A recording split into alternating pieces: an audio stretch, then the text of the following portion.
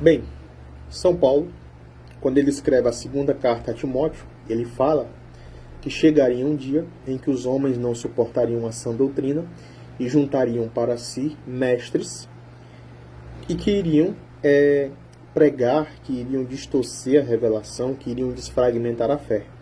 Bem, esse tempo já chegou, né?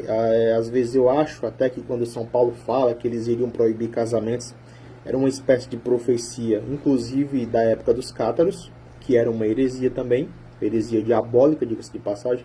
Toda heresia é diabólica, mas o catarismo, arianismo, nestorianismo foram coisas mesmo que vieram, né, do coração de Satanás, se é que ele tem coração. Enfim, baseado nisso, nós percebemos a importância dos dogmas. Baseado na probabilidade de existirem falsos mestres, pessoas que iriam desfragmentar a fé, como aconteceu no início do cristianismo e ainda hoje, nós percebemos a importância dos dogmas na igreja. E que muitas pessoas não sabem o que é um dogma, mas todo mundo quer acusar a igreja de ser dogmática sem saber o que é um dogma. Existem pessoas que acham que o dogma é uma criação aleatória da igreja. Um papa está dormindo de boa, sonha. Sonhei, quer saber? Vou criar um dogma. Jesus é Deus. Vou criar outro dogma. Esses são os livros da Bíblia, do Novo Testamento. Bem, as pessoas não entendem o significado da palavra dogma. Que nada mais, nada menos, trazendo para a realidade teológica, o dogma é uma verdade básica que nós não podemos negar.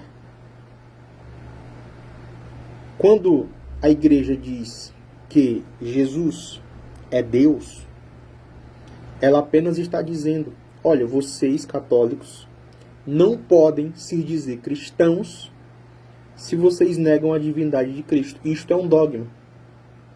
Por acaso, a igreja inventou esse dogma? E a resposta é não. Ela apenas percebeu da revelação primeira, que foi Jesus e sua pregação do Evangelho, e da tradição. Quando os apóstolos escutam Jesus pregar, eles também saem pregando, e essa pregação apostólica nós chamamos de tradição oral, tradição apostólica, sagrada tradição. O dogma nada mais é do que a definição formal de uma doutrina que sempre foi crida, porém, em determinado momento, começou a surgir especulações errôneas. Em algum momento, algumas pessoas começaram a duvidar se Jesus era Deus mesmo. E a igreja percebeu que aquilo poderia causar problema para seus filhos e definiu: a partir de hoje, ninguém mais discute isso.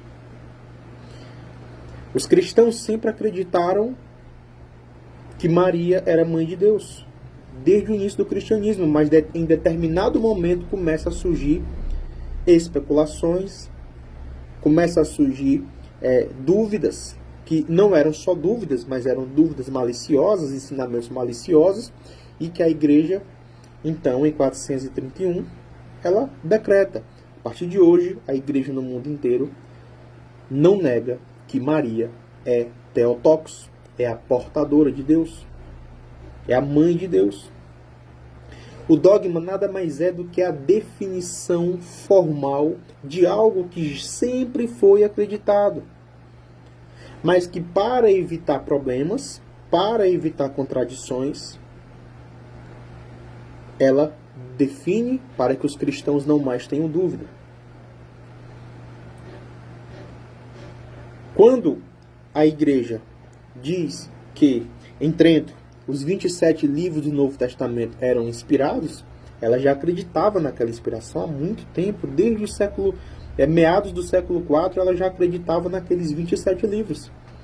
Só que como no século XVI começa a surgir dúvidas, carta de Tiago é a carta de palha, Apocalipse nega a sola fide, Hebreus, ninguém sabe quem foi que escreveu, se foi Paulo, se foi Clemente.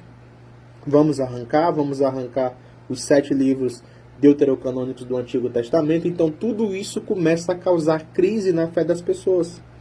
E o que a igreja faz em sua sabedoria? Define o dogma do cânon bíblico. Sendo que, anteriormente, em outros concílios, a igreja já apontava a lista dos livros. Desde o início do cristianismo. Tá? O início que eu falo ali, não o início primitivo, primeiro, segundo, terceiro século, o início lá quando os livros são definidos formalmente por Papa Damaso. Então, quando a igreja diz que Maria é mãe de Deus, ela não inventa nada.